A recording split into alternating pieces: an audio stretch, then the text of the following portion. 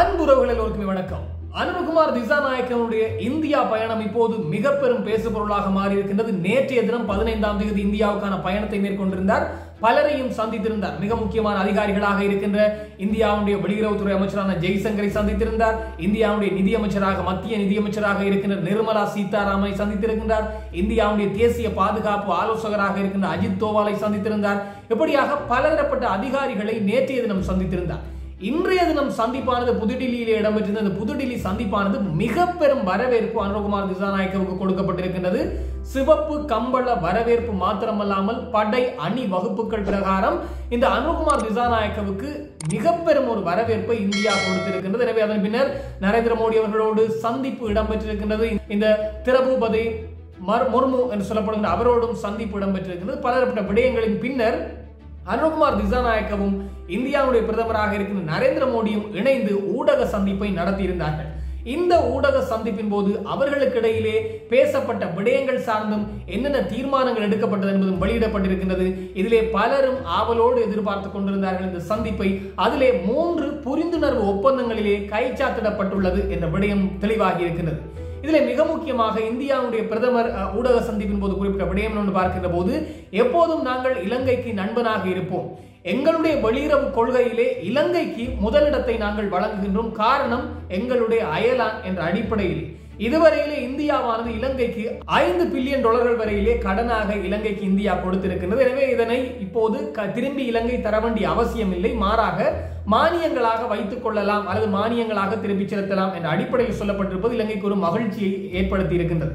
அது மாத்திரமல்லாமல் இலங்கையினுடைய பொருளாதாரத்தை மீட்டெடுப்பதற்கு விவசாயத்துறையிலே தொழில்நுட்பத்தை புகுத்துதல், தொழில்நுட்ப உதவிகள், விவசாயத்துறையை முன்னேற்றுவதற்கு தொழில்நுட்ப உதவிகளை இந்தியா வழங்க தயாராக இருப்பதோடு இலங்கையினுடைய பௌதிக சூழலை பாதுகாத்தல், அதோடு இலங்கையினுடைய டிஜிட்டல் தொழில்நுட்பம், அதோடு இலங்கையினுடைய இந்த விவசாயம் போன்றவற்றிற்கு புதிய புதிய தொழில்நுட்பங்களை இந்தியா வழங்குவதனூடாக அவற்றிலே இலங்கையை மேலும் வலுப்படுத்துவதற்கான செயற்பாடுகளை மேற்கொள்ளப் போவதாகவும் சொல்லியிருக்கின்றார்கள். அது மாத்திரமல்லாமல் ஆரம்ப காலகட்டங்களிலே இந்த இலங்கையினுடைய வடபகுதியில் இருக்கின்ற தலைமன்னாருக்கும் அதே போன்று ராமேஸ்வரத்துக்கும் இடையிலே கப்பல் சேவை இருந்திருக்கின்றது. ஆரம்ப காலகட்டங்களில் குறிப்பாக 65 தொடக்கம் அதற்கு பிற்பட்ட 80ஆம் ஆண்டு கால பகுதி வரையிலே இருந்திருக்கின்றது. பிற்பட்ட காலங்களிலே அது இல்லாமல் போயிருக்கின்றது. அந்த படகு சேவையை மீள ஆரம்பித்தல் தொடர்பாக பேசப்பட்டதாகவும் சொல்லப்பட்டிருக்கின்றது.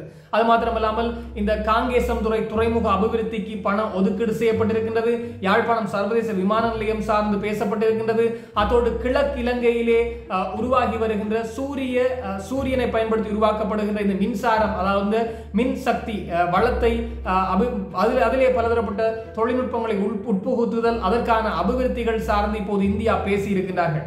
அதோடு இன்னும் ஒரு விடயம் என்று பார்க்கின்ற போது இந்த யாழ்ப்பாண பல்கலைக்கழகம், கிழக்கு பல்கலைக்கழகம், இந்த பல்கலைக்கழகங்களிலிருந்து மாணவர்கள் தெரிவு செய்யப்பட்டு 200 மாணவர்கள் வருடாந்தம் தெரிவு செய்யப்பட்டு அவர்களுக்கு மாதம் இந்தியாவினால் கொடுப்பனவுகள் கொடுக்கப்பட இருக்கின்றது. புலமை பரிசில் வழங்கப்பட இருக்கின்றது. இது ஒரு மிக முக்கியமான விடயமாக இருக்கின்றது. காரணம், இதில் தெரிவு செய்யப்பட்டிருப்பது வடக்கும் கிழக்கு பல்கலைக்கழகம், அதாவது யாழ்ப்பாண பல்கலைக்கழகம், கிழக்கு பல்கலைக்கழகம் தெரிவு செய்யப்பட்டு அதிலே 200 மாணவர்கள் வரைவிலே தெரிவு செய்யப்பட்டு அவர்களுக்கான கொடுப்பனவர்கள் மாதம் இந்தியா வழங்கப் போவதாகவும், அதோடு இலங்கையில் இருக்கின்ற அரச உத்தியோகத்தர்கள் 1500 பேரை இந்தியாவுக்கு அழைத்து அவர்கள் பயிற்சிகளை வழங்குவதற்கும் தயாராக இருப்பதாகவும் சொல்லப்பட்டிருக்கிறது. அதோடு இலங்கையினுடைய உட்கட்டமைப்பை மேலும் அபிவிருத்தி செய்வதற்கு இந்தியா நிதியுதவிகளை வழங்கும் என்றும், அது மாத்திரமல்லாமல் இந்த பால் உற்பத்தியை இலங்கைக்குள்ளே வலுப்படுத்துவதற்கு இந்தியா உதவிகளை வழங்கும் என்றும், அதோடு நிலத்துக்கு அடியாக குழாய்களை அமைத்து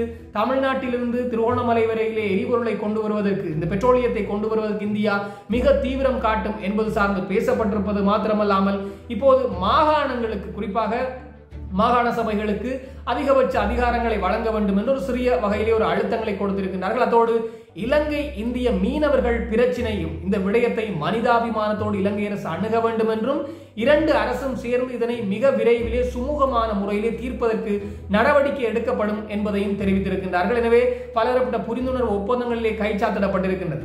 அதோடு அனுரகுமார் திசாநாயக்க குறிப்பிடுகின்ற போதும் இலங்கையினுடைய பலதரப்பட்ட விடயங்களிலே இந்தியாவுடைய பங்கு இருந்திருக்கின்றது. இலங்கை வீழ்ந்து போகின்ற போது இந்தியா தான் உதவி செய்திருக்கின்றது. அது மாத்திரமல்லாமல் அயலானுக்கு முன்னுரிமை என்ற அடிப்படையிலே இலங்கையும் செயற்பட்டு வருகின்றது.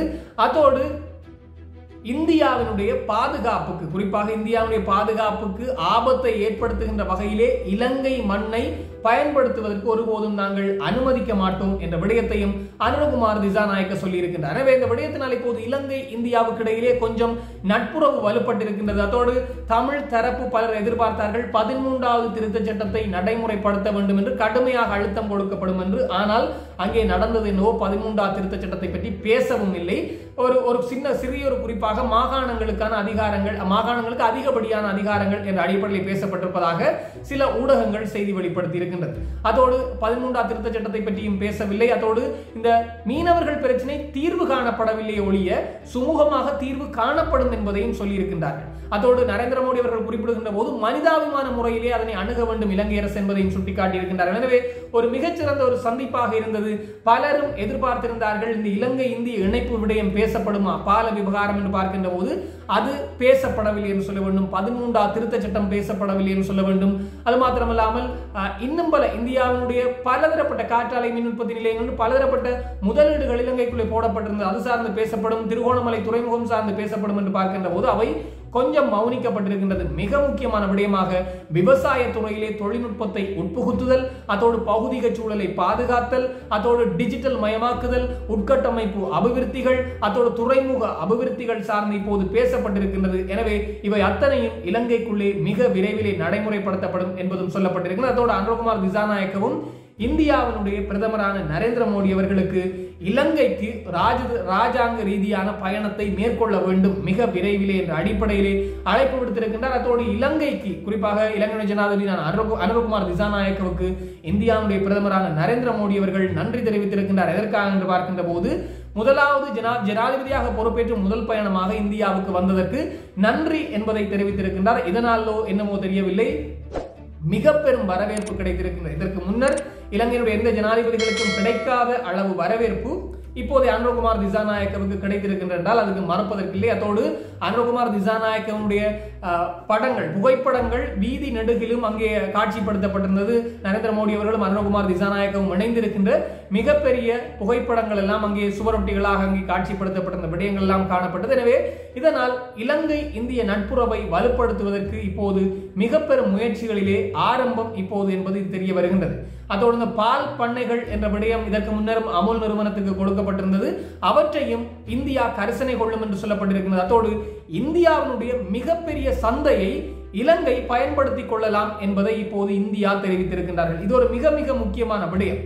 காரணம், இலங்கையினுடைய பொருட்களை ஏற்றுமதி செய்து பல்வேறு நாடுகளுக்கு கொண்டு செல்கின்றார்கள். இருந்தாலும் இந்தியாவிலே இலங்கையுடைய பொருட்கள் விரும்பப்படுவது அதிகம், ஒரு சில பொருட்கள். எனவே இந்தியாவுடைய சந்தையை இலங்கை பயன்படுத்திக் கொள்ளலாம் என்பதை இப்போது சொல்லியிருக்கின்றார்கள். இதற்கு முன்னர் இருந்த விடயம், இலங்கையினுடைய சந்தைக்குள்ளே இந்தியா கால் வைப்பதற்கு பார்த்து கொண்டிருந்தார்கள். இதனால் இலங்கையினுடைய உற்பத்திகள் பாதிக்கப்படும் என்ற ஒரு ஐயம் இருந்தது. இப்போது இந்தியா தங்களுடைய கதவை திறந்து விட்டிருக்கின்றார்கள். தங்களுடைய சந்தையை இலங்கை பயன்படுத்திக் கொள்ளலாம் என்பதை சொல்லி இருக்கின்றார்கள். இதுவும் ஒரு சிறந்த ஒரு வழியாகவே இருக்கின்றது இலங்கையுடைய பொருளாதாரத்தை முன்னகர்த்தி செல்வதற்கு.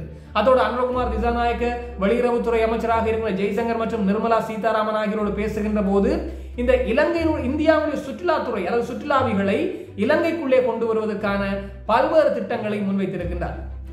இந்தியாவுடைய சுற்றுலா பயணிகள் இலங்கைக்கு வர வேண்டும், அவர்களுக்கான பாதுகாப்புகள் வழங்கப்படும், அது தொடர்ச்சியாக இடம்பெற வேண்டும், சுற்றுலா பயணிகளை இலங்கை நோக்கி திசை திருப்புதல் என்ற விடயம் சார்ந்து பேசப்பட்டிருக்கிறது. எனவே இதனாலும் இலங்கையினுடைய பொருளாதாரம் வலுவடையும், இந்தியாவுடைய சந்தையை இலங்கை பயன்படுத்துவதனாலும் இலங்கையினுடைய பொருளாதாரம் வலுவடையும்.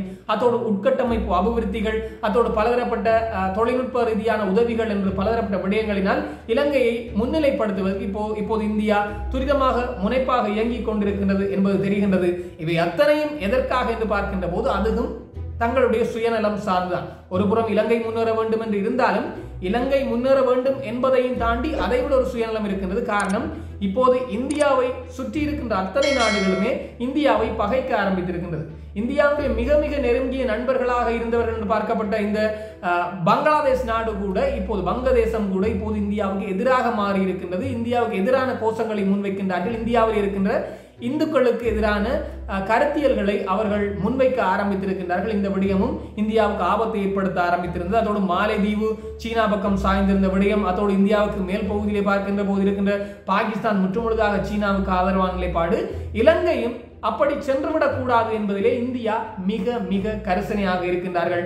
இந்த விடயங்கள் அத்தனையும் பேசுபொருளாக இருக்கின்ற போதுதான் சீனாவினுடைய ஒரு சீன கடற்படைக்கு சொந்தமாக இருக்கின்ற ஒரு மருத்துவ கப்பல் ஒன்று எதிர்வருகின்ற ஒரு சில வாரங்களிலே இலங்கைக்கு வர இருப்பதாகவும் இன்றைய தினம் இலங்கை நோக்கி அந்த கப்பல் தன்னுடைய பயணத்தை ஆரம்பித்திருப்பதாகவும் சொல்லப்பட்டிருக்கிறது. எனவே பொறுத்திருந்து நான் பார்க்க வேண்டும், இந்த வருகை அல்லது இந்த வருகையினால் இந்தியாவுக்கும் இலங்கைக்கும் இடையில் இதுவும் கசப்புணர்வு ஏற்படுமா? இதில் அனுரகுமார் திசாநாயக்க வாக்குறுதியாக கொடுத்திருக்கின்றார், இந்தியாவினுடைய தேசிய பாதுகாப்புகள் இந்தியாவுடைய பாதுகாப்புக்கு ஆபத்தை விளைவிக்கின்ற வகையிலே இலங்கை மண்ணை ஒருபோதும் பயன்படுத்த விடமாட்டோம், இதிலே நாங்கள் உறுதியாக இருக்கின்றோம் என்ற வாக்குறுதியையும் கொடுத்திருக்கின்றார். எனவே இப்போது பலதரப்பட்ட விடயங்கள் பேசப்பட்டிருக்கின்றது.